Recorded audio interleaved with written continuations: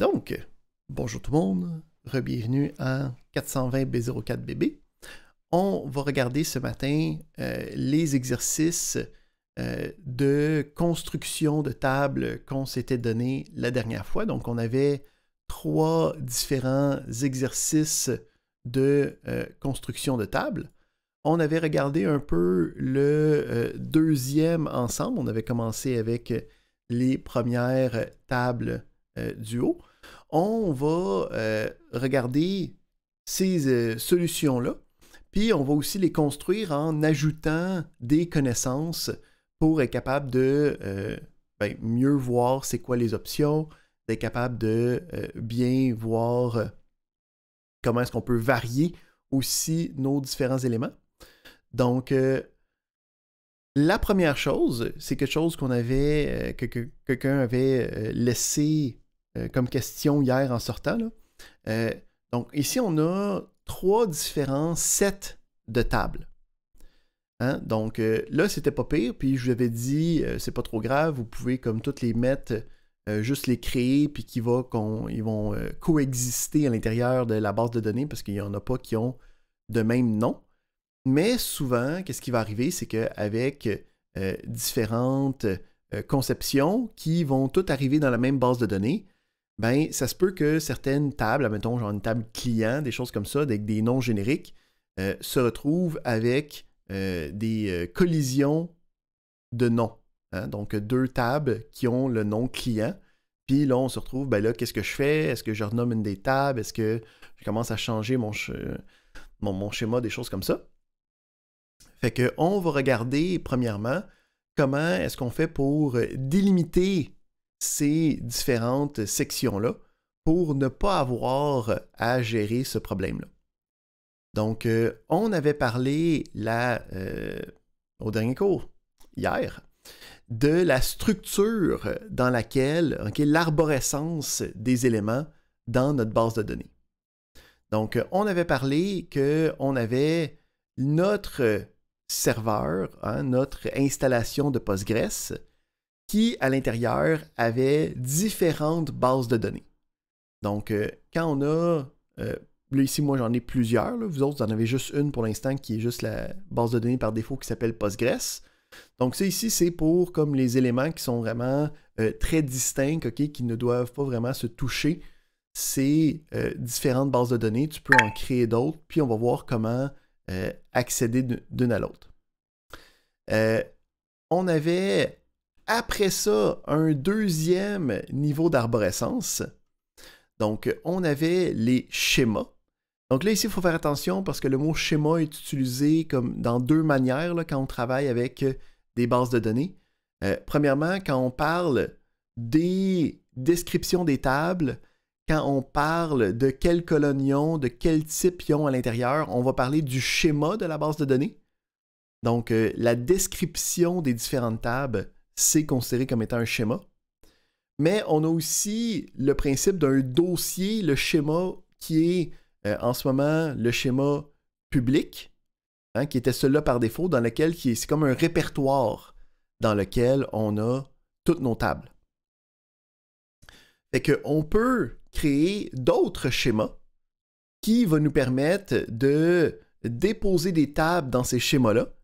Puis un peu comme une arborescence avec des dossiers, si j'ai un dossier A, puis que j'ai une table client dedans, puis qu'après ça j'ai un dossier B, puis que j'ai une autre table avec le même nom dedans, c'est pas grave parce qu'ils sont pas dans le même dossier, ils sont pas dans la même arborescence, ils peuvent coexister sans problème. Donc, on va premièrement regarder comment ça fonctionne, travailler avec des schémas. Puis après ça, on va revenir à notre table, comment on va ajouter cette table-là dans un schéma de notre propre cru.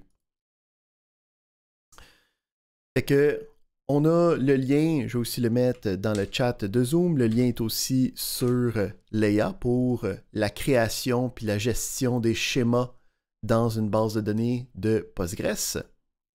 Donc, le principe, c'est assez simple. Une fois qu'on est connecté à notre base de données, hein, donc là, ici, on est en train de travailler dans notre base de données Postgres, on veut créer un schéma qui est autre que le schéma public. Donc, ce que je vais faire, c'est je vais utiliser une nouvelle instruction qui est create schema. Puis le create schema, il n'y a pas rien de spécial dedans, là. Donc, on voit le create schema, puis il y a le nom du schéma. Puis après ça, il y a des éléments facultatifs. On a aussi la possibilité d'avoir le if not exist, okay, qui est le même principe qu'avec les tables qu'on a vues. Donc, je peux mettre l'instruction, puis si ça existe, ça fait rien. Si ça n'existe pas, ça le fait. Donc, le principe, ça va créer comme une espèce de deuxième dossier possible. Fait que, admettons ici, on est en train de vouloir faire cet exercice-là, où on a des transports. Fait que je vais vouloir me créer un schéma transport qui va être capable de prendre cet élément-là. Fait que je peux ici aller dans mes commandes, faire un create schema, puis on va l'appeler transport. Fait que j'exécute ça. Je peux voir que ça a retourné avec succès. Et là ici, si je rafraîchis mes différents schémas, je peux voir que j'ai maintenant public et transport. OK? Donc, ça part bien. Ensuite, si je crée une table, par défaut, la table, elle va encore être directement dans le schéma public. Si je veux être capable de spécifier que je veux envoyer cette table-là, cette table-là dans un schéma spécifique, il va falloir que j'utilise ce qu'on appelle le nom pleinement qualifié, où je vais avoir le nom du schéma, donc comme nom du dossier, un point, suivi du nom de la table ou de l'élément que je veux aller travailler. Donc, dans ce cas-ci,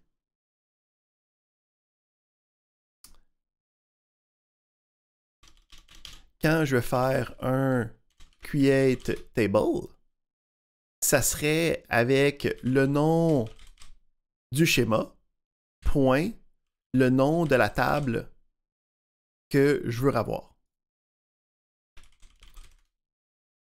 Donc là, après ça, je vais pouvoir mettre des parenthèses, puis ainsi de suite. Donc, si, admettons, on fait un petit test table, on va en faire juste une vide, parce qu'on peut. Quand je m'en vais voir dans transport, puis que je m'en vais voir dans les tables, okay, je peux voir que la table existe dans le schéma transport, puis n'existe pas dans le schéma public. Donc, je suis capable d'utiliser ce qu'on appelle le nom qualifié pour dire d'où ça vient, puis qu'est-ce que je m'en vais chercher. En fait, le principe, c'est que ce nom-là, pleinement qualifié, peut même avoir jusqu'au nom de la base de données dans le nom pleinement qualifié. Fait que ça pourrait être le nom de la base de données, qui est dans notre cas Postgres, point le schéma qui est transport, point le nom de la table pour être une version qui s'assure de toujours aller à la bonne place. Le principe, c'est que si tu mets juste le nom de la table, lui, par défaut, il va prendre la base de données dans laquelle tu es connecté en ce moment, puis le schéma, il va prendre celui qui est public, le schéma nommé public par défaut. Donc, en gros, c'est des raccourcis qui permettent d'être utilisés pour ne pas avoir à gérer facilement, avoir à recréer quelque chose, réécrire tout le temps public à chaque fois. On peut détruire le schéma. Okay, donc, on peut faire le drop schema avec transport.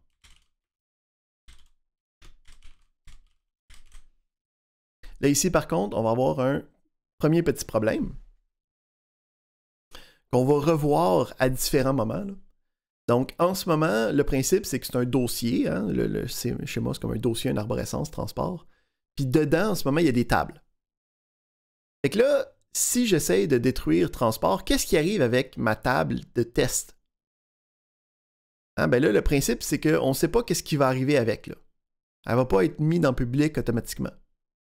Donc, là, en ce moment, quand j'ai essayé de faire le drop schema, il m'a dit « Erreur ». Je ne peux pas enlever ce schéma-là parce qu'il y a d'autres objets qui en dépendent. Il y a d'autres objets qui l'utilisent. Donc, je peux voir dans les détails, ça dit « Hey, tu as une table qui est dans ce schéma-là. Je ne peux pas directement la détruire. Je ne peux pas directement la déliter. Je ne peux pas directement la dropper. » On a une option par contre. Donc ça, c'est une option qu'on va voir aussi quand on crée des tables qui ont des liens avec des clés étrangères. Quand tu commences à vouloir détruire ces tables-là, si ça a un lien vers une clé étrangère, il est comme, ben là, cette table-là, elle a des liens, fait que je ne peux pas directement détruire ça parce que ça va briser l'intégrité de la base de données. Là. Ça va briser les liens que tu as établis. Donc, on a une option qui nous permet de dire, OK, je suis pleinement conscient que ça va emporter des choses avec. Prends cette opération-là, fais-la, puis tous les éléments qui sont rattachés, détruis-les aussi avec. OK, donc ce principe-là, c'est de mettre en cascade l'action. Donc, le premier élément fait tomber l'autre, qui fait tomber l'autre, qui fait tomber l'autre. Donc, on a la possibilité, si on s'en va voir dans notre drop schema, la possibilité de rajouter l'option cascade qui me permet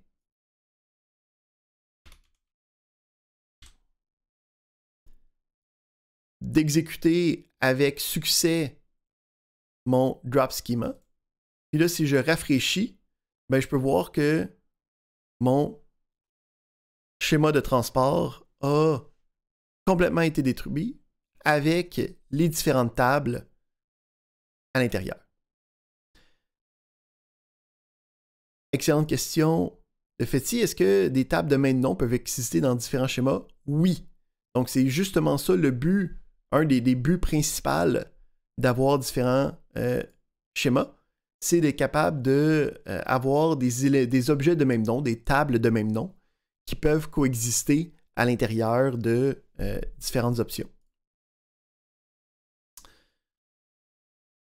Donc, on va pouvoir créer 3 schémas qui vont être capables de garder nos 3 exercices pour qu'on soit capable de facilement les distinguer puis travailler un avec l'autre. Il existe aussi le principe que quand je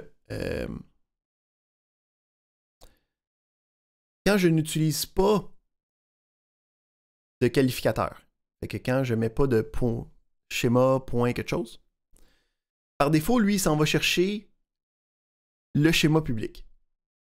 Mais je peux changer ce schéma-là par défaut. Donc, je peux aller regarder ce qu'on appelle la search path. Donc, je peux aller voir, premièrement, c'est quoi en ce moment. Avec un show. Fait que là, je peux voir ici que le search path, par défaut, il va utiliser le nom d'utilisateur comme schéma, puis sinon, il va utiliser public. Il va essayer de faire ces recherches-là quand tu ne trouves rien. Ben, si je veux, je peux changer cet élément-là en utilisant le set, où c'est que là, je pourrais dire, ben, mettons, mets transport en premier, puis ça va automatiquement les créer dans transport en premier. À moins que moi, je le spécifie dans mon utilisation. Donc, ce n'est pas des choses que nous, on va utiliser aujourd'hui, mais c'est des choses qui sont possibles quand tu commences à travailler avec différents schémas pendant longtemps. Là. Et que nous, on a le principe qu'on va vouloir créer un schéma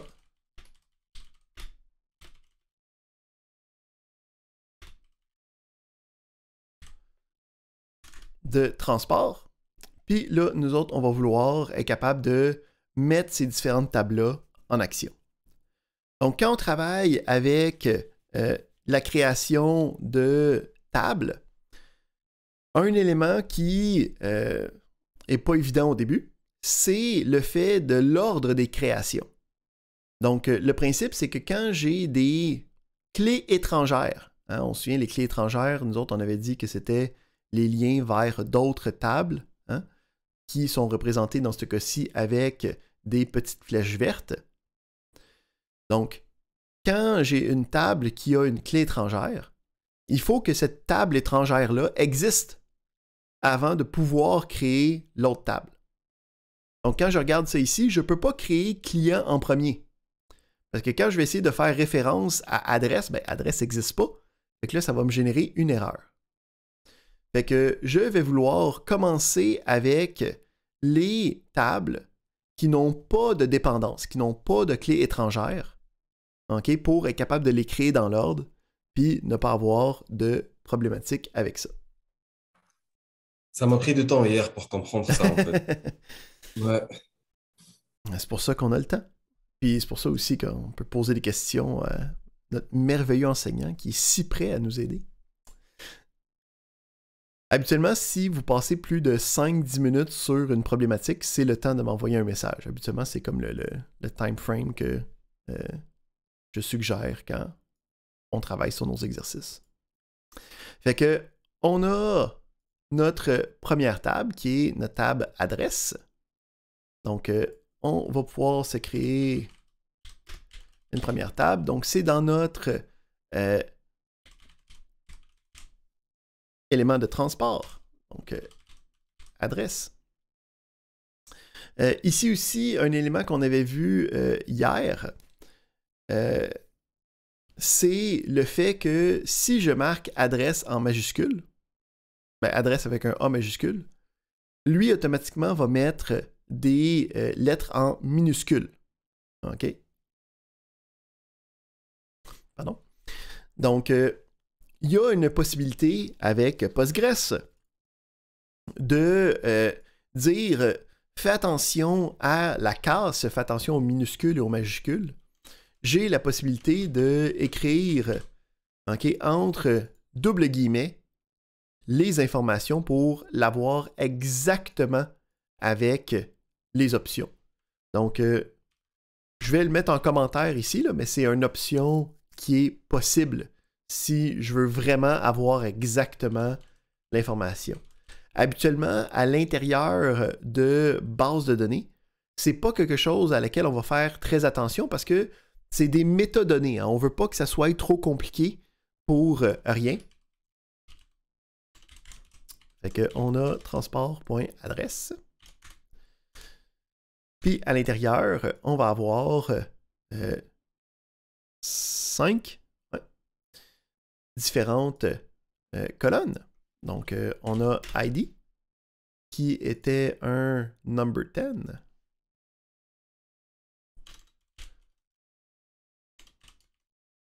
Et on avait le number 10 avec la petite clé jaune qui indiquait que c'était la clé primaire.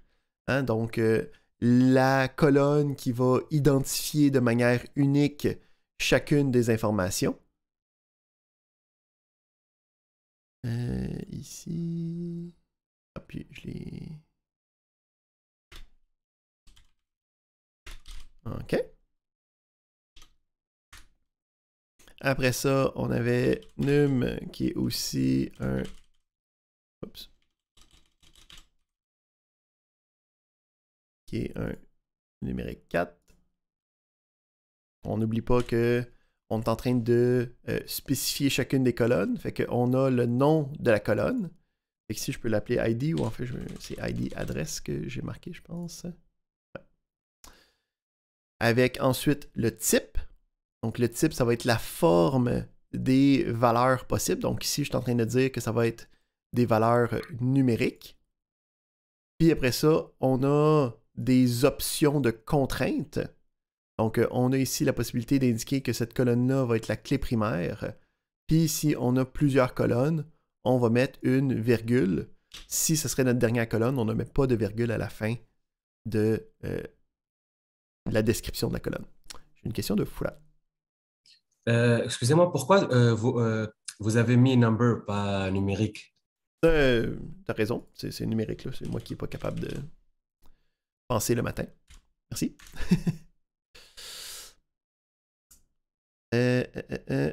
C'était la même chose qu'on avait vu la dernière fois. Donc ici, après ça, on a rue avec un varchar.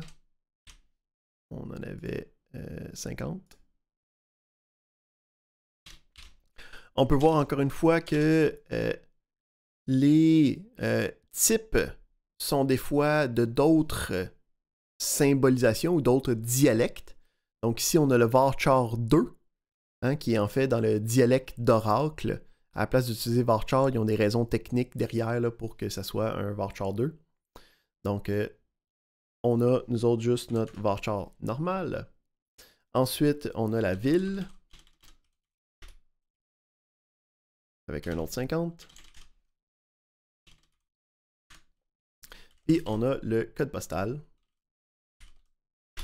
Avec un varchar 6. J'ai une question de Chismidine. Oui, monsieur. Quand on écrit, bonjour déjà tout le monde, quand on écrit juste ID, que ça s'affiche en mauve, c'est qu'il y a un problème, il faut la changer. C'est pas un problème en tant que tel. Okay? Le principe, c'est que il existe ce mot-là réservé quelque part dans la syntaxe, mais la syntaxe est assez versatile que même si tu utilises ça comme nom de colonne, c'est pas une problématique en tant que telle. Okay? C'est juste que la colorisation est pas assez intelligente pour savoir que là, je suis en train de parler d'un nom de colonne, pas d'un mot-clé dans une autre partie de quelque chose. D'accord. Merci. Fait que on a ici le create table avec le code postal. Ici, on va... c'est pas à nous de faire ça en ce moment, il y a un autre cours, là, mais si on commence à penser à un niveau de conception, hein, quand je pense à un code postal, en ce moment ici, c'est marqué varchar 6, hein, varchar 6, parce que ça dit que ça pourrait être un nombre variable d'éléments. Mais comme le code postal, on pourrait possiblement juste mettre character 6, parce que un code postal, si on parle, mettons, de pays adresse canadienne, ça va juste toujours avoir le nombre spécifique de 6. Il manque un S à transport, t'as bien raison. Ah, puis il manque un S aux deux places. Alright. Fait que avec ça, on va être capable de le tester. Donc, c'est toujours intéressant de aller de manière itérative hein, quand on est en train de construire quelque chose. Parce que si on écrit pendant 3 heures, ben, on va avoir 50 erreurs. Si on écrit pendant 10 minutes, on va avoir juste une erreur à corriger. Donc, on l'exécute. On voit que ça a fonctionné avec succès. On est bien content. Puis là, on est en train de vouloir construire un seul fichier. Là, la problématique, c'est que si j'essaie de le rerouler, ça ne marchera pas, là. Okay? Parce qu'elle existe déjà, puis là, ça ne laissera pas rouler le restant du message. Fait que souvent, qu'est-ce qu'on peut écrire quand on est en train de créer un fichier qui va tout gérer d'un coup? Je peux, pendant que je suis en train de faire juste la création, hein, faire, ben, OK, je vais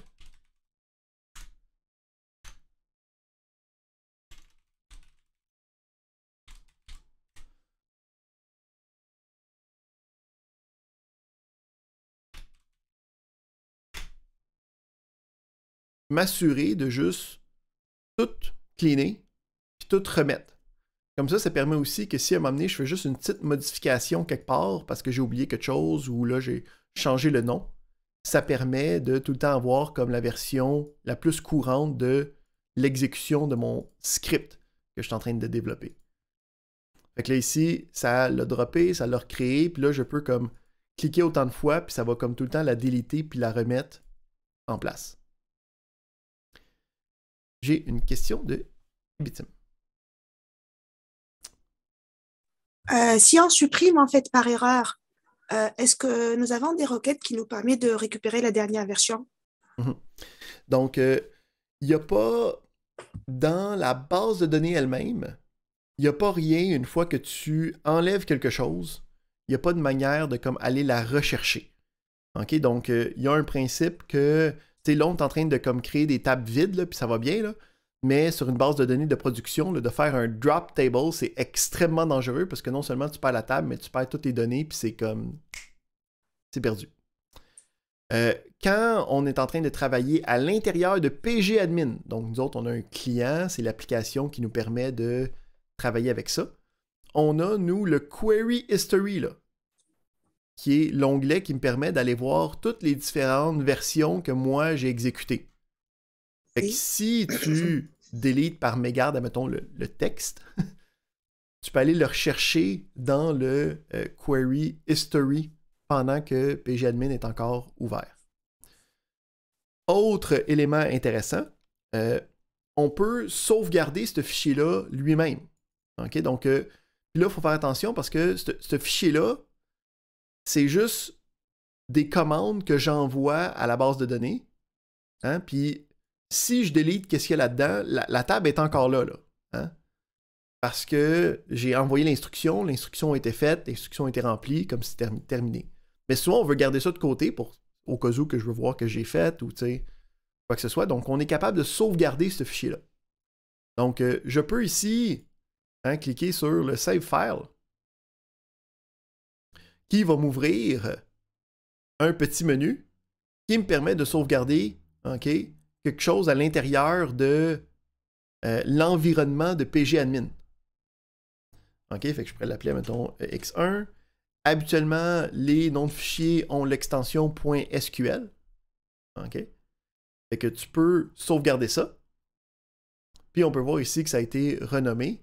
Puis, quand tu en as besoin, ben, tu peux aller ouvrir le Query Tool, un nouveau Query Tool. Là. Fait qu'ici, on a un nouveau onglet complètement. Puis, dans le nouvel onglet, tu peux aller ouvrir ce fichier-là, puis il va être disponible aussi. OK? Donc, on est capable de, pendant qu'on est en train de travailler, sauvegarder cet élément-là. Une question de Yusri. Oui, bonjour tout le monde.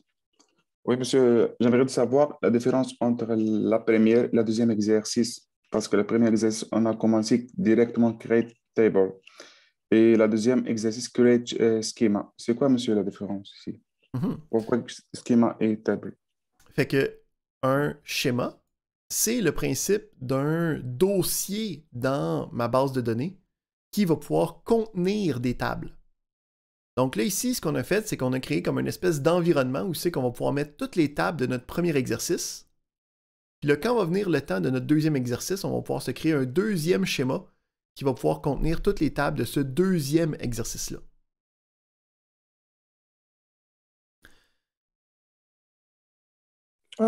Monsieur, on ne peut pas dupliquer les schémas ou faire des opérations entre schémas, addition ou concaténation. Des schémas, tu peux le voir comme un dossier, fait qu'il n'y a pas d'opération à faire sur un schéma. Fait que je ne sais pas qu'est-ce que tu veux parler par opération, je ne sais pas si tu veux reformuler ta question. Donc, si je veux dupliquer un schéma avec tout ce qu'il contient dedans comme table. Tu ne peux pas facilement faire ça, non. Ça va être plus manuel que d'autres choses. Ce qui veut dire, je veux copier un schéma et les tables qui sont dedans pour un autre exemple ou quoi que ce soit. C'est ça, il n'y a pas de manière facile de faire ça. Il y avait une autre question ici de Lamia qui demande, moi j'ai fait les exercices dans le schéma public parce qu'on n'avait pas d'autres informations. Est-ce qu'il y a des manières que on peut déplacer une table vers un nouveau schéma? Ça, oui, ça va être possible. On va regarder tantôt comment altérer des tables pour être capable de modifier le schéma, rajouter des colonnes, rajouter des contraintes. On va voir ça tantôt avec le Alter Table. Donc oui, ça va être possible de modifier le schéma d'une table déjà existante. Ça, c'est bon. On a... Une question, oui. monsieur. Juste une question. Parfois, on a besoin de vider la table. Donc, c'est plus rapide de l'effacer que de la vider. Non, c'est toujours plus rapide de juste vider les données. On va voir qu'il y a des... Là, on n'a pas encore parlé de données, là, de comment rajouter des données, là, mais il y a des instructions spécifiques pour juste il y a des instructions spécifiques pour juste vider les données plutôt que d'effacer la table au complet.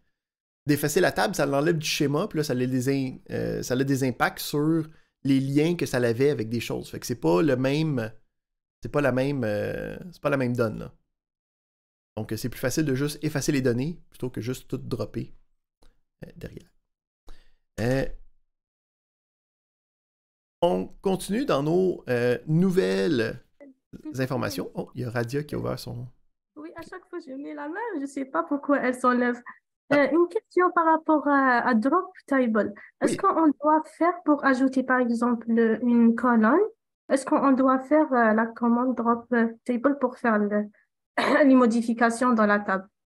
Non, donc c'est une excellente question. Le Drop Table va complètement effacer la table de l'existence de la base de données, incluant toutes ces données. Donc là, je suis en train d'utiliser ça parce que je suis comme en mode...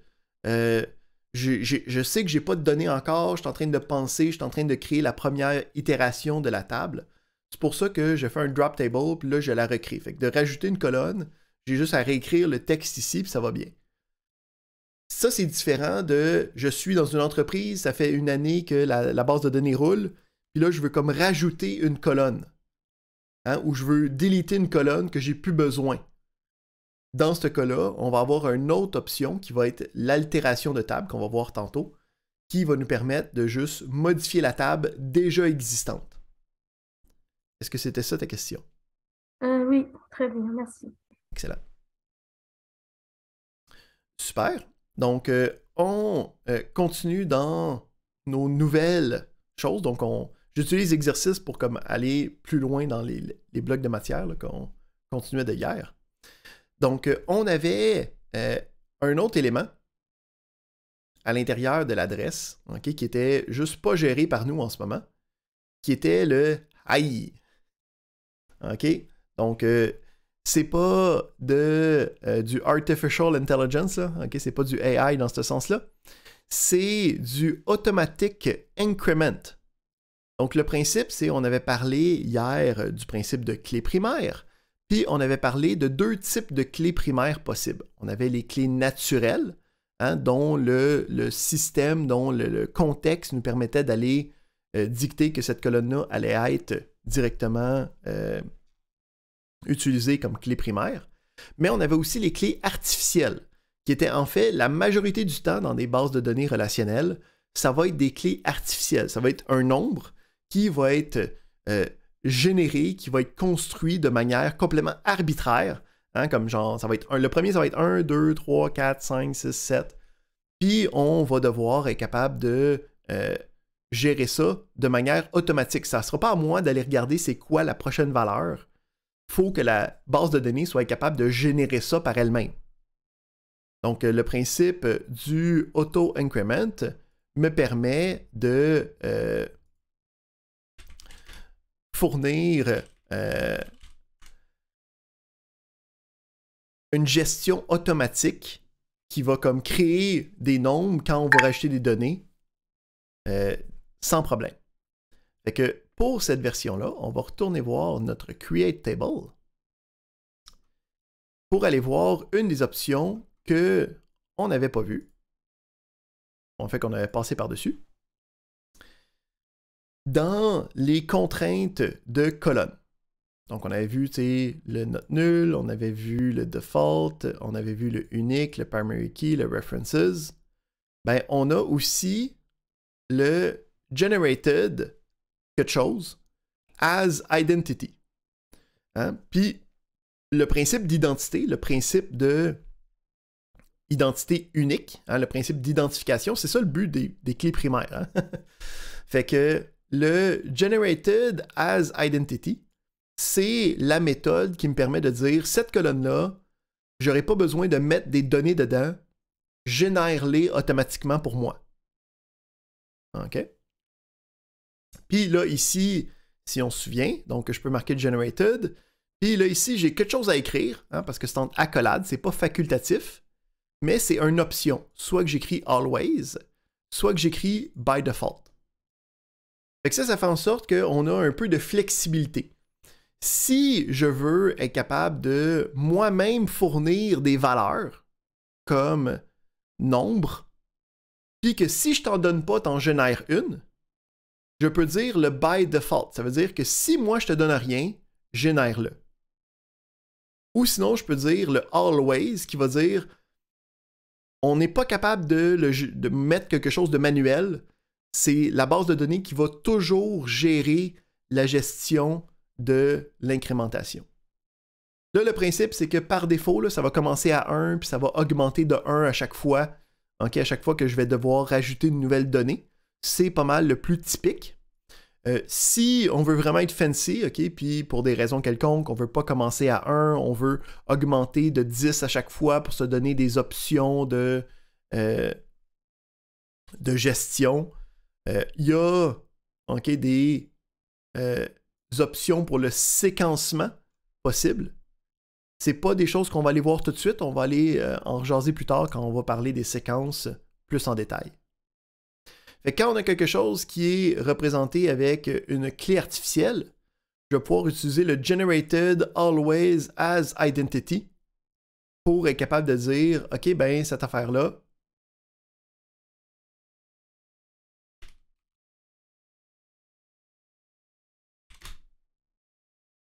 ça va être généré de manière incrémentée automatique.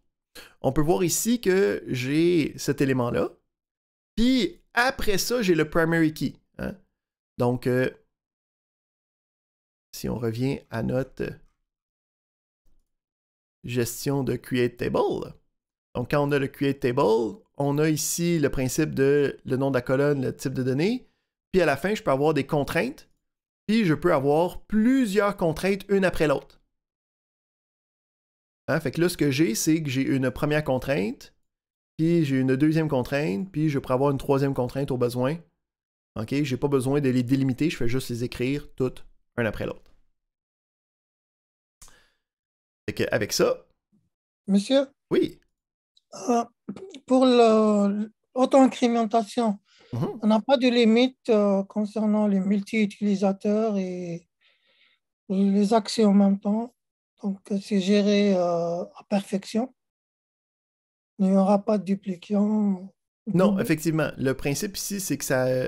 Derrière, là, on va voir comment ça marche les séquences, puis on va voir comment ça marche aussi les transactions plus tard, là, mais c'est fait pour être sérialisable. Ça veut dire que le principe, c'est que même s'il y a 10 personnes qui essayent d'aller chercher ou de ajouter une valeur en même temps, la séquence va être faite pour que ça va arriver une après l'autre. Ça allège jamais deux fois la même chose. Là, ici, on a un petit problème où le Generated Always as Identity n'est pas capable de gérer avec un numérique. Okay? Donc, les colonnes d'identité doivent être des valeurs entières. Okay? Donc, dans ce cas-là, on change un peu notre affaire, puis on va le mettre à integer pour que ça fonctionne. Encore une fois, il faut s'adapter à notre dialecte pour être capable de gérer ça. On a une excellente question de Lamia qui demande, ici on va aller remonter, puis si tu vas voir des exemples de Postgres, ce qui va arriver souvent, ça va être de voir à la place où c'est que il y a Generated Always as Identity, là, ça serait le type serial à la place du type integer. Fait que le principe, c'est qu'il existe un type serial, OK, dans Postgres seulement. Donc ça ici, c'est une affaire de dialecte. Ça existe seulement dans Postgres. Puis le principe, c'est exactement la même fonctionnalité. Donc, qu'est-ce qui est arrivé? Puis c'est le cas dans beaucoup des choses en SQL. Là. Postgres a vu une problématique où c'est qu'il voyait que tu créais des tables avec des clés artificielles, puis il n'y avait pas de manière facile de faire en sorte que ça s'auto-incrémentait. Fait que Postgres a dit, pas de problème, on va régler le problème, on va se créer un nouveau type qui s'appelle le type sériel, qui crée plein d'affaires derrière, une séquence avec une gestion de séquence, puis qui incrémente cette séquence-là. On va voir ça un petit peu plus en détail plus tard. Puis, plus tard, le standard SQL a comme fait « Ah oui, c'est vrai que c'est un problème. On va créer une nouvelle syntaxe qui va faire cette opération-là. » Mais cette nouvelle syntaxe-là, c'est pas la syntaxe que Postgres avait développée dans le passé. Fait que là, Postgres a fait, ben là, on va implémenter le nouveau standard, mais on va garder l'ancienne version, parce que le code du monde qui ont déjà travaillé dessus, il ne faut pas qu'il change. Mais dans le futur, le principe, c'est qu'on ne devrait pas utiliser Serial, on devrait juste toujours utiliser le Generated Always as Identity. Fait que, pour répondre à la question de Lamia, ça ne change rien dans l'implémentation dans Postgres, mais le Generated Always as Identity, c'est la version standardisée de l'écrire avec le integer.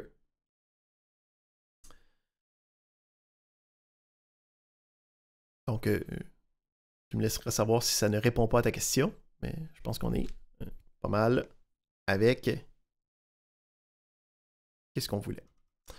Fait qu'on peut passer à notre deuxième table, qui est la table client. Donc, on a ici... ah oui, aussi, on a, pour tous ces éléments-là, hein, on n'a pas de petit n. Fait que ça veut dire que tous ces éléments-là devraient être non nuls.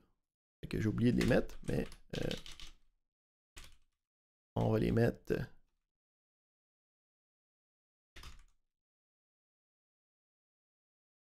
Fait que on exécute ça. Et on a maintenant notre table d'adresse. Je peux maintenant créer ma table client.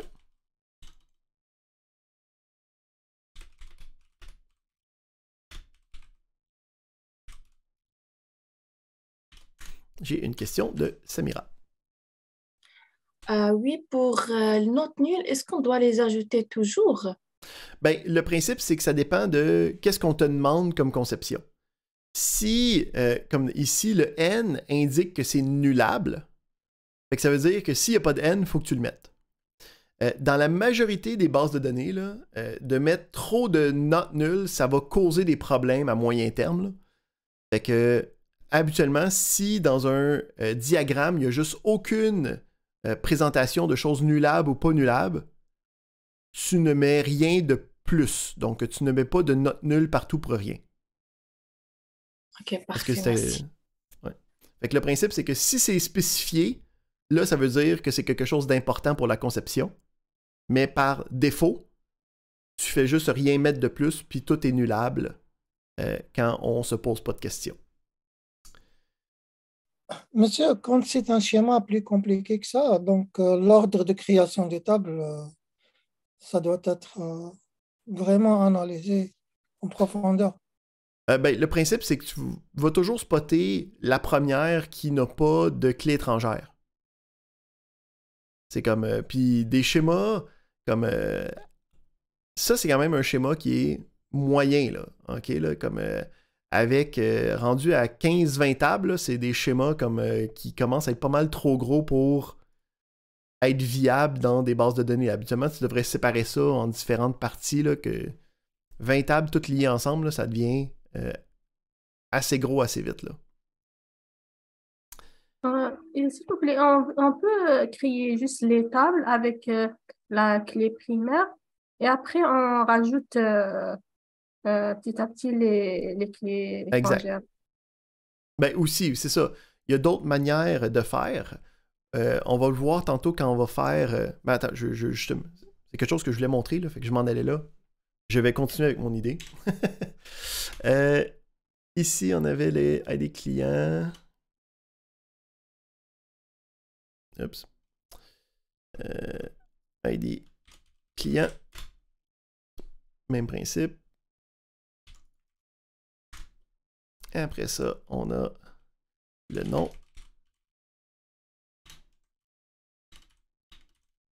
Après ça, on avait le prénom.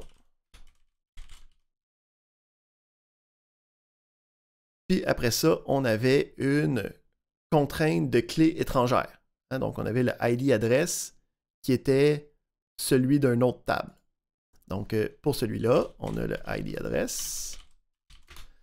Puis, ça va être le même type que qu'est-ce qu'on a marqué.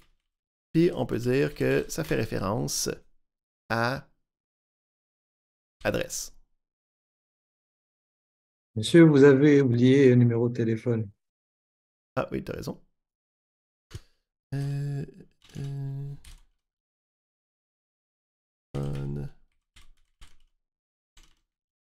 On a 15. Et là, ici, on avait dit aussi que le seul nullable, c'est le numéro de téléphone. Fait que nom, prénom. Point virgule dans la première table. Effectivement. Yep.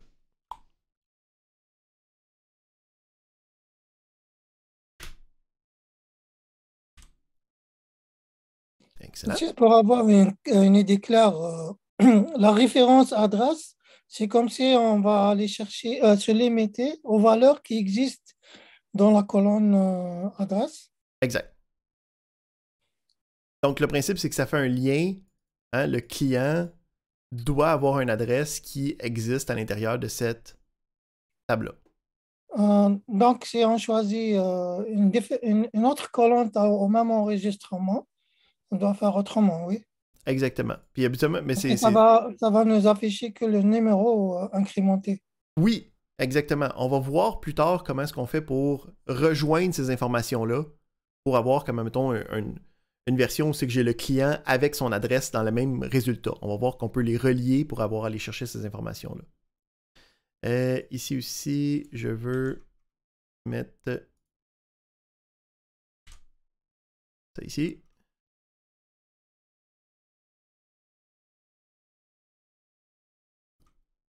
Oui, c'est transport.adresse.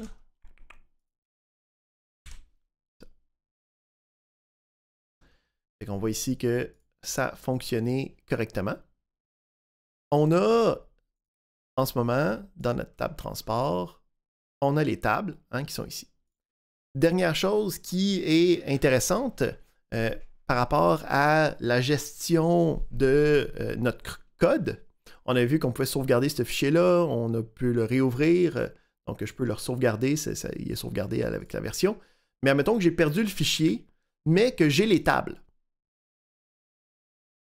C'est possible aussi d'aller demander à la base de données, « Hey, peux-tu me donner le code qui refait ces tables-là? » Ça ne sera pas nécessairement exactement le même, mais ça va donner le même résultat. Fait que quand je m'en vais dans le schéma, je peux décider de faire un backup du schéma. Donc, quand je fais un backup, je peux demander de juste avoir un fichier directement. Fait que là, mettons, je vais faire transport backup.sql. Puis, je vais pouvoir faire ce backup-là. Puis, qu'est-ce qui se passe à ce moment-là? Dans les dossiers, donc là, j'ai ouvert un autre onglet où c'est que je peux aller ouvrir un fichier, puis là, je peux aller retrouver ce fichier-là que j'ai ouvert. Là. Puis, on peut voir ici que ça a été ce qu'il appelle un database dump. Là, le principe, c'est que lui, il va prendre toutes les options, puis il va refaire toutes les choses qui nous donnent la même chose. Fait que, il y a des éléments que nous, on a fait, puis il y a des éléments qui sont juste là par défaut. Fait qu'on peut voir ici, ça recrée le schéma. Ça crée les tables. Mais là, je peux voir ici qu'il n'a pas mis le primary key. Là. Lui, après ça, il va aller faire des altérations de la table.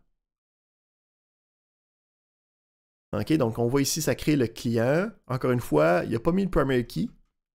Puis là, c'est plus tard qui va aller un petit peu plus loin, rajouter les primary keys après avoir fait tout le reste.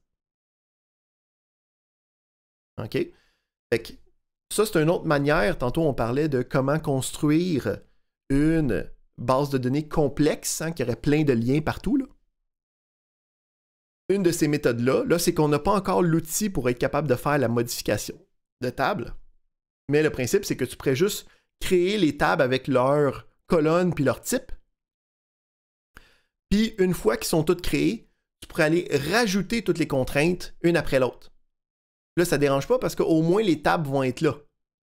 Fait qu'ils vont pouvoir être facilement reliés.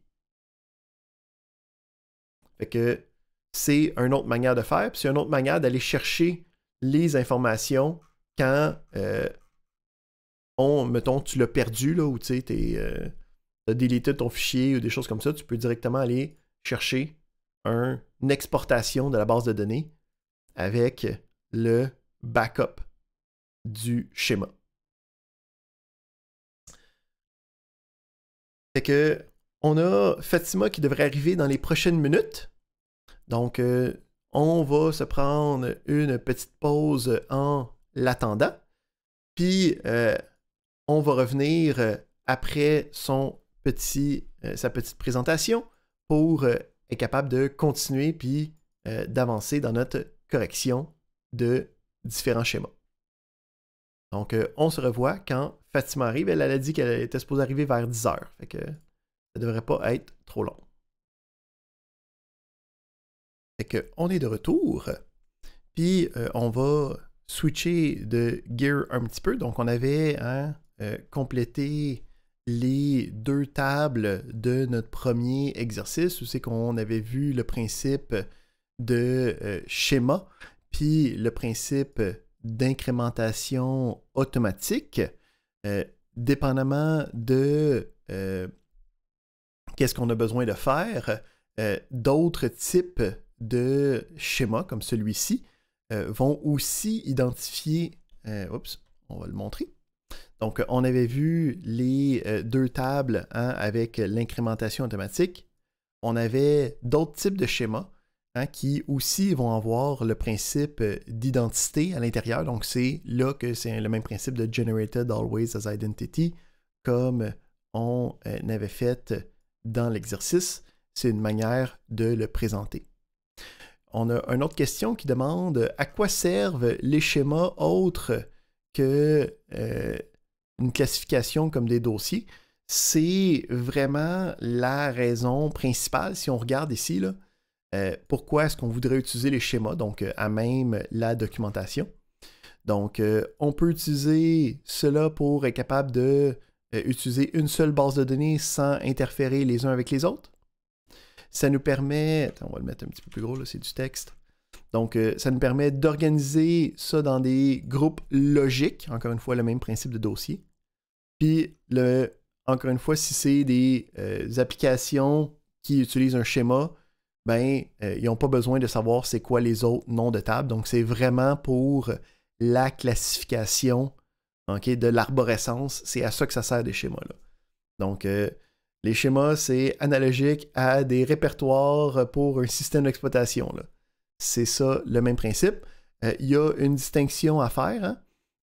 Ils ne peuvent pas être imbriqués l'un dans l'autre. Donc, on ne peut pas avoir des niveaux de schéma. Là, tu ne pourrais pas avoir logistique, puis pavillon A, puis équipe C. Tu as juste un niveau de schéma. Tu n'as pas d'autres options derrière. Monsieur? Oui. Donc, est-ce qu'on peut utiliser les schémas pour séparer les tables? C'est comme si on a des clients, et chaque client a son compte. On utilise les schémas pour séparer leurs tables.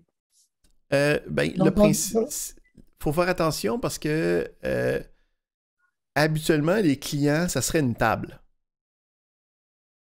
Donc, les schémas, c'est au niveau des métadonnées, c'est difficile d'aller interroger, admettons, j'ai combien de schémas. OK? Donc, c'est pas fait pour stocker des données.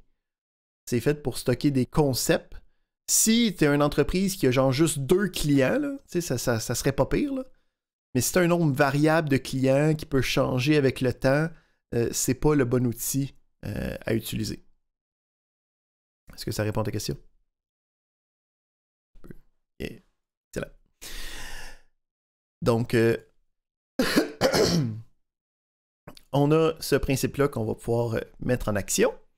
Il y avait aussi la possibilité de modifier. Là, ici, Ayed, je vois que tu applaudis. Est-ce que c'était une question? Oui. Okay. Fais attention ici, dans les réactions, là, c'est le gros piton qui est raise hand que tu veux faire pour poser une question. Oui, oui, c'est ça. Okay. Monsieur, s'il vous plaît, est-ce qu'on peut avoir votre correction? C'est-à-dire, est-ce qu'on peut envoyer, quand vous créez la table, vous pouvez nous envoyer vos tables, enfin le dossier complet, on le copie sur notre application pour avoir directement la correction. Oui, c'est ça. Habituellement, après les corrections, je vais toujours mettre en ligne sur Léa le fichier que moi j'ai fait avec vous. C'est-à-dire directement dans l'application, on peut ouvrir les tables et consulter? Ben, je vais vous donner ce fichier-là. Vous allez pouvoir comme le copier-coller puis l'exécuter pour avoir la même version que moi. OK. C'est-à-dire on ne peut pas copier directement le dossier? Non. D'accord. Il faut réimporter qu'est-ce que je vais avoir fait. J'ai une autre question de Jasmine. Oui, monsieur. En fait, dans mon exercice, j'ai tout fait propre comme ça, mais il me dit toujours erreur, il n'y a pas de clé primaire pour la table chauffeur référencée. Pourtant, je vérifie, j'ai bien mis la clé primaire.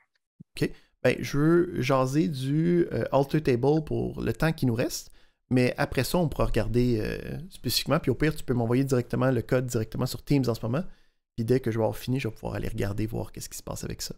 Donc, n'hésitez pas aussi, même à l'extérieur du cours, là, on ne se voit pas pendant 6 jours là, après, là, de m'envoyer des extraits de qu'est-ce que vous avez fait, des screenshots de vos erreurs. Hein. Moi, dès que j'ai un petit moment, je peux regarder ça puis vous aider sans problème. Là. Parfait. Donc, oui, j'ai une autre question de Idir.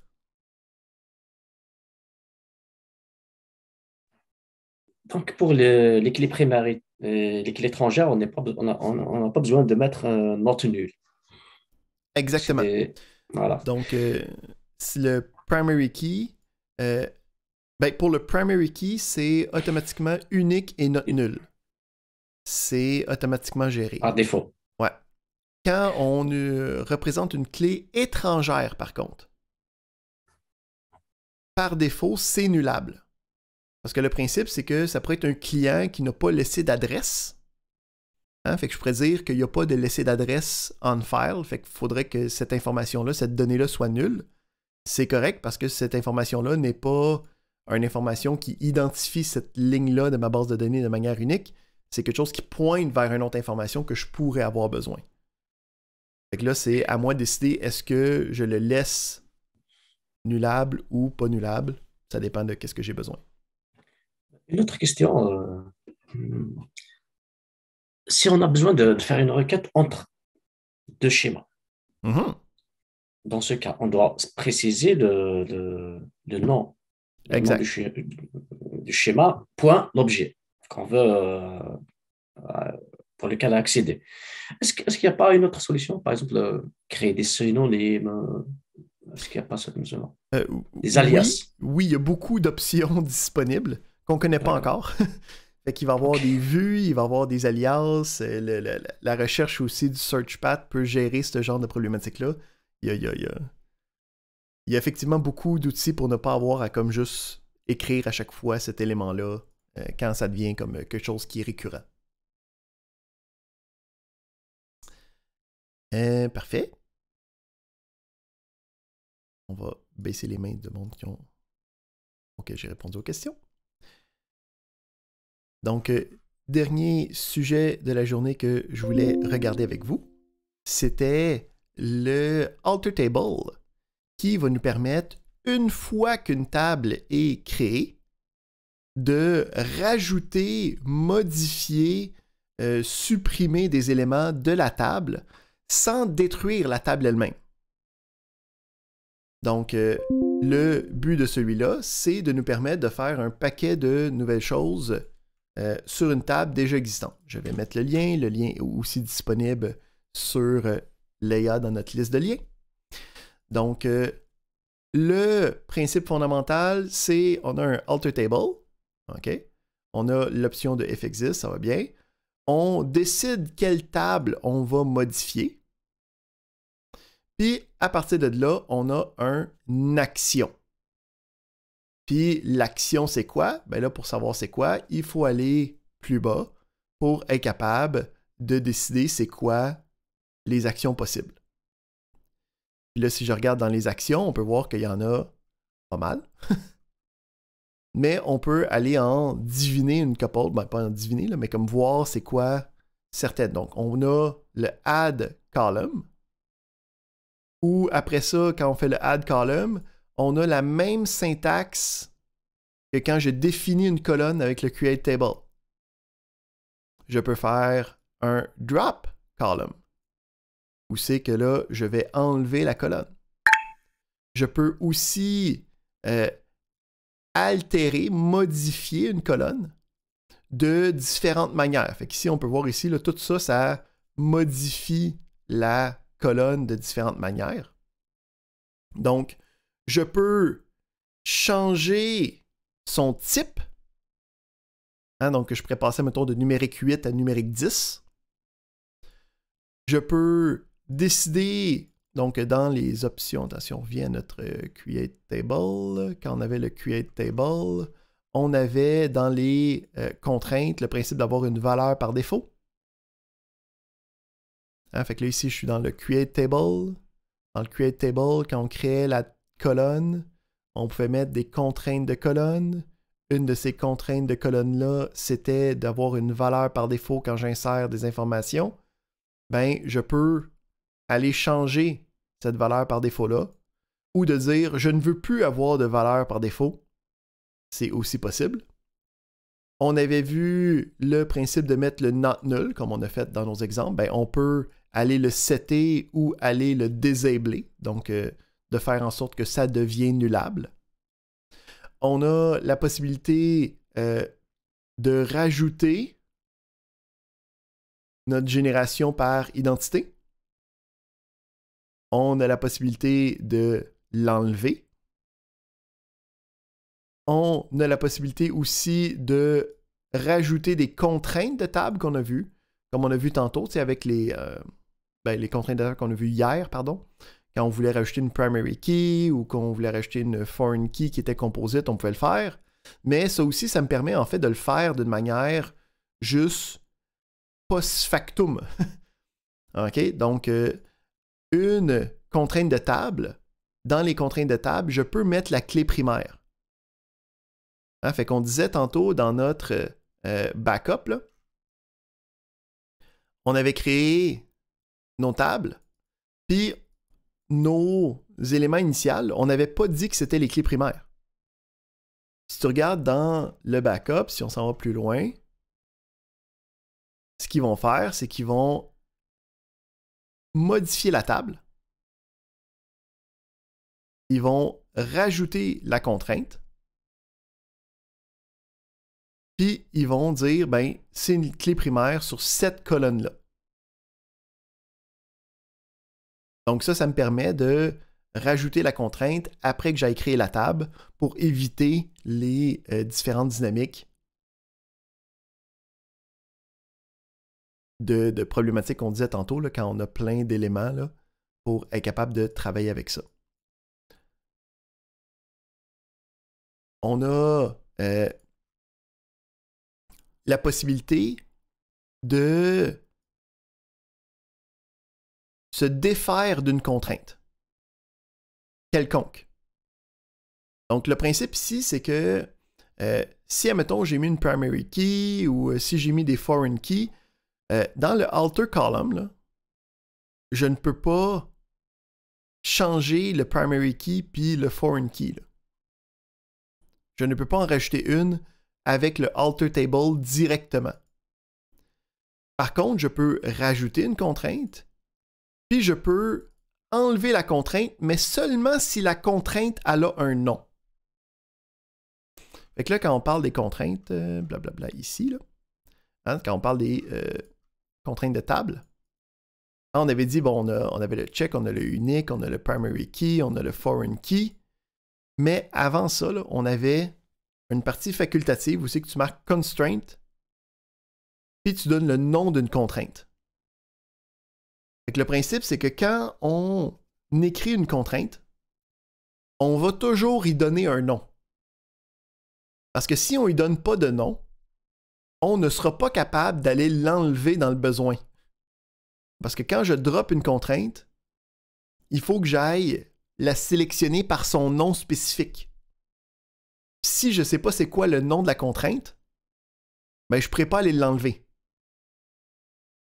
Même si je sais où, même si je sais que c'est le primary key sur telle colonne, si je ne sais pas c'est quoi le nom de la contrainte, je ne peux pas aller l'enlever. Puis si on regarde dans notre backup, là, hein, ben on peut voir ici, effectivement, ils ont donné un nom automatique, en fait. OK, où c'est que c'est le nom de la table, underscore p-key pour primary key, là. Fait que si je vais aller l'enlever, je pourrais quand même en avoir un, là. Il y en a un, non? Il faut juste que j'aille le trouver.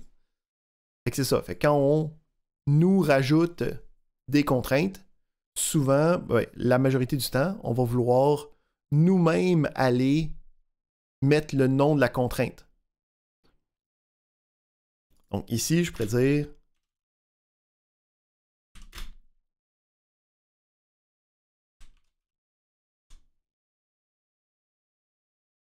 on va mettre ça plus large.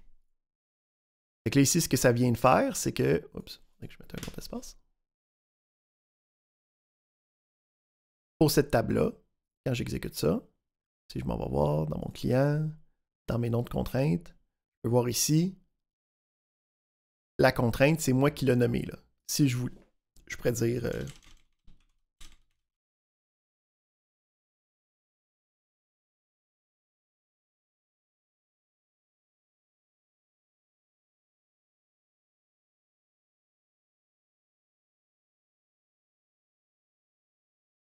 Hein, le principe, c'est que c'est moi qui a décidé c'était quoi le nom, là.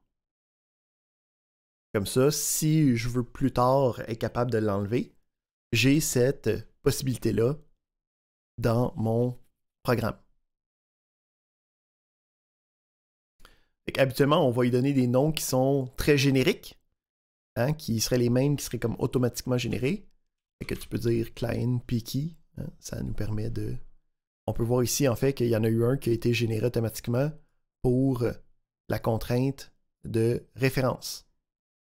Hein, c'est un peu le même principe.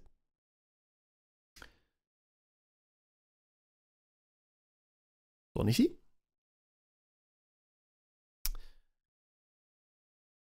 Les autres, c'est pas des choses que nous, on va travailler pour tout de suite.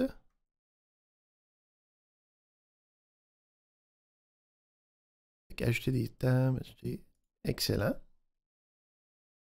Avec ça, on va être capable de reprendre un peu nos exercices, puis d'y rajouter... Donnez-moi un instant.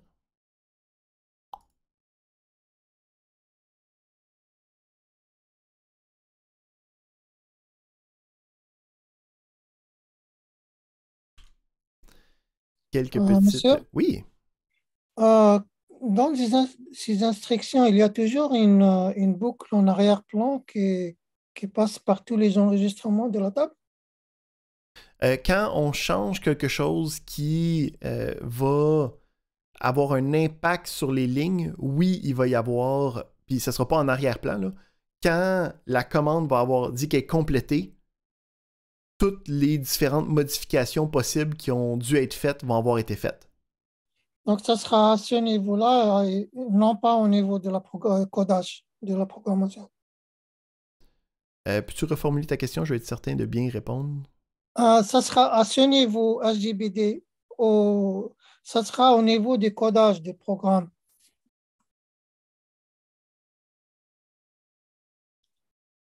Je ne suis pas Comme certain ça, de on peut, comprendre. on peut créer la boucle dans le programme. OK. Oui, il n'y aura pas de... Dans le sens qu'une fois qu'on a fait l'instruction, lui va... Il n'y aura pas rien d'autre que nous, on a besoin de faire, là. Donc, si, admettons, on change le type de données, lui va faire des conversions automatiquement. On n'aura pas besoin de rien coder, nous autres, pour être capable de faire en sorte que cette modification-là fonctionne. C'est géré par l'instruction. C'est ça ta question? Ah oui, type des données, c'est comme si un en-tête. Exact, là. Set default value, ça va générer une boucle. Oui, qui va parcourir toutes les lignes pour être certain que tout est correct. S'il vous plaît, j'ai une question. Oui. Si on veut changer une colonne, est-ce que quand on fait juste la déclarer, elle va écraser l'autre ou on doit faire alter? Je ne sais pas, c'est la différence. Quand on veut créer, par exemple, on a une colonne Mhm. numérique, on veut, par exemple, on veut la faire varchar. Mhm. Si on la déclare, elle ne va pas écraser l'autre ligne, on doit faire altérer. Ben, si tu veux, quand on fait une conversion de type, il va essayer de comme convertir les éléments au nouveau type. Si tu veux une colonne du même nom qui a un type complètement différent, ça veut dire que les données qui y a à l'intérieur, tu t'en fous un peu. Ah, Fait ok. que Donc, dans ce cas-là, tu vas enlever la colonne qui va détruire les données, puis tu vas rajouter la colonne du même nom qui va maintenant être comme vide. d'accord. Dans ce cas, dans le cas où il y a dans la table, il y a des informations. Mhm, exact. Donc ici, une autre question, c'est quoi la différence entre un alter et un update? Donc là, on est en train de travailler sur la forme des tables. Hein, comme c'est quoi les différentes colonnes, il y a combien de colonnes, on rajoute une colonne, on enlève une colonne au complet. Le update, lui, va juste travailler sur des données. Va changer une donnée à l'intérieur de ton programme. Ne va jamais changer la forme des tables. Ne va jamais changer le nombre de colonnes. Ne va jamais changer le nom de la table. Donc, le update travaille sur des données. Le alter travaille sur le schéma, les métadonnées. Fait qu'on a un paquet d'actions disponibles. Mais il existe d'autres alter tables autres que des actions. Donc, on peut aussi renommer une colonne. Renommer une colonne. On peut renommer la table au complet. On peut changer la table d'un schéma à un autre. Donc ça répond à une question qu'on avait posée au début de la séance quand on a commencé à parler de schéma. Donc le alter table peut avoir une action spécifique ou sinon, il peut avoir comme renommer une colonne, renommer une contrainte, renommer la table, mettre ça dans un autre schéma, puis mettre ça dans d'autres espaces que nous, on n'a pas jasé encore. Là, fait que nous, on ne regardera pas cette partie-là tout de suite. Fait que ce que je vous demande de faire, donc on va pouvoir continuer à travailler sur les exercices pour le restant de la période d'aujourd'hui. Puis, à l'intérieur de ça, je vais vous demander de faire 3 actions additionnelles une fois que vous allez avoir créé les différentes tables avec des alter tables. Fait que vous pouvez ici commencer à reprendre l'exemple que je vous ai donné avec l'adresse puis les clients, puis de dire que ces tables-là, j'aimerais ça les transporter dans un autre schéma que j'aurais créé. Aussi, dans notre camion chauffeur, une fois que vous allez avoir créé les tables, essayez de rajouter une colonne qui va dire, admettons, le nombre d'heures que le camion il a été conduit par ce chauffeur-là.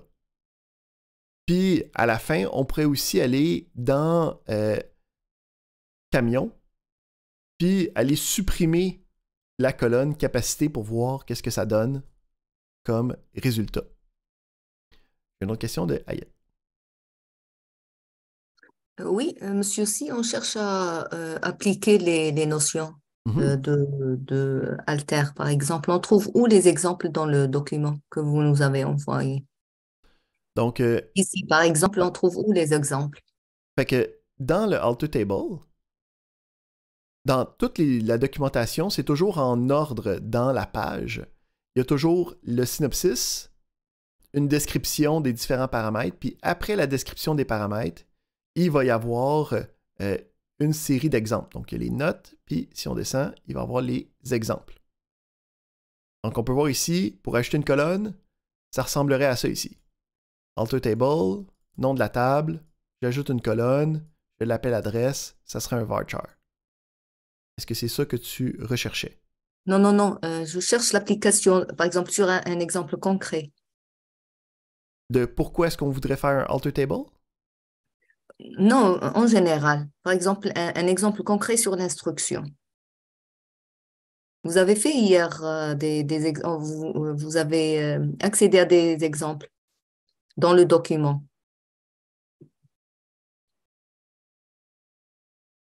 Je ne suis pas certain de comprendre ta question. Qu'est-ce que tu veux dire comme exemple? Les exemples comme les exemples qu'on écrit, comme ça, Ok, ok, par ok. exemple, Ouais. comme cette partie. Fait qu'ici, on pourrait en faire un ensemble, là. C'est ça que tu demandes, qui aiderait? Non, non, les exemples dans le document. Ouais. Fait que Comme cette partie dans le document, voilà. Fait que dans cette partie-là, il y a une section d'exemples. Là. Où je comprends pas ta question, je sais. Des exemples, vous avez fait hier un accès à des exemples.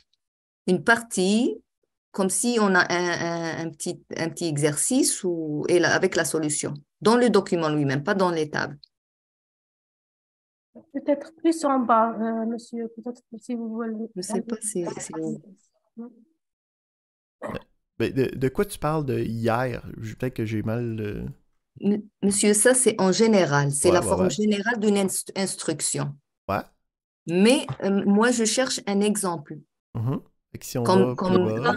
En bas de la page, Hayat. Ici, il y a les exemples. Fait qu'il y avait des exemples spécifiques, c'est ça qu'on... Voilà, c'est ça. C'est tout en bas. Ouais. Fait ici, dans le alter table, c'est le même principe. Donc, à la fin de la section du alter table, plus bas, tu sais, il y a aussi une section d'exemples. Exemple. Est-ce que c'est ça que tu recherchais? Oui, c'est ça. C'est l'exemple. Monsieur, Oui. dans le diagramme, est-ce que vous pouvez nous expliquer le rôle de la table intermédiaire camion-chauffeur? Oui. Est-ce que c'est pour l'historique ou est-ce que c'est pour les combinaisons uniques? C'est pour les combinaisons uniques. Donc ici, ce qu'on est en train de dire, c'est que il va y avoir un chauffeur qui va être assigné à un camion. Puis ça se peut des fois que ça soit un différent chauffeur qui soit assigné au même camion. Puis ça se peut des fois que un chauffeur soit assigné à différents camions. OK? Fait que le principe, c'est que je veux savoir à quel moment, c'est quoi les paires qui ont été faites. Mais il n'y a pas de timestamp, il n'y a pas de... Ben c'est ça. C'est pour ça que là, ce que je demande, c'est de rajouter, dans les exercices d'aujourd'hui, de rajouter une colonne à camion chauffeur qui va justement dire un nombre d'heures que cette paire-là a existé. Donc, un nombre d'heures conduites. Il y a eu combien d'heures où c'est que tel chauffeur a été dans tel camion pour comme justement avoir une information supplémentaire. Ici, encore une fois, on ne travaille pas trop sur les questions de conception, okay? Parce qu'il y a toujours des petites affaires qu'on pourrait parler ou ça va venir dans un prochain cours de décision de conception, là, puis ça apporte plein de questions puis de discussions. Là. Nous autres, on travaille sur l'implémentation comme est donnée. Excellent. Fait que le restant de la période serait utilisé pour travailler là-dessus, donc continuer les exercices, refaire avec les nouvelles identités, mettre ça dans différents schémas. On va aussi avoir les 3 petits ajouts. Je vais vous les envoyer par Mio là, pour être certain que même après le Zoom, vous ayez accès aux différentes section à faire. Puis, on va garder le même principe. Donc, on a le restant de la période. Là, il y a moins de temps que je m'attendais un peu pour la fin de la période. Fait que même principe, la semaine prochaine, on a un autre cours mardi. La première heure va être aussi utilisée pour continuer, compléter les exercices. Ça veut dire que nous, on va pouvoir se rencontrer à 14 heures pour reprendre notre correction, voir d'autres éléments de matière avec la création de tables. Monsieur, comment vous envoyez les corrections, les exercices faits? Le principe, c'est que vous n'avez pas besoin de m'envoyer les exercices complétés, ils ne sont pas évalués.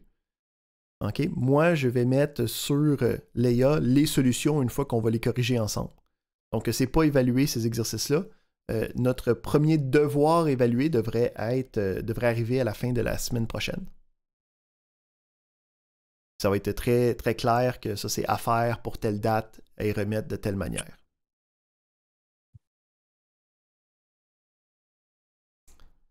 Fait que si on... Fait que même principe, je vais fermer la période de Zoom, je vais rester disponible sur Teams pour le restant de la période. Puis encore une fois, même si après la fin de la période, vous avez des questions, n'hésitez pas à communiquer avec moi sur Teams. Si on ne se rejase pas, je vous souhaite une bonne fin de journée, puis une bonne fin de semaine, parce qu'on ne se voit pas durant la semaine, à tous.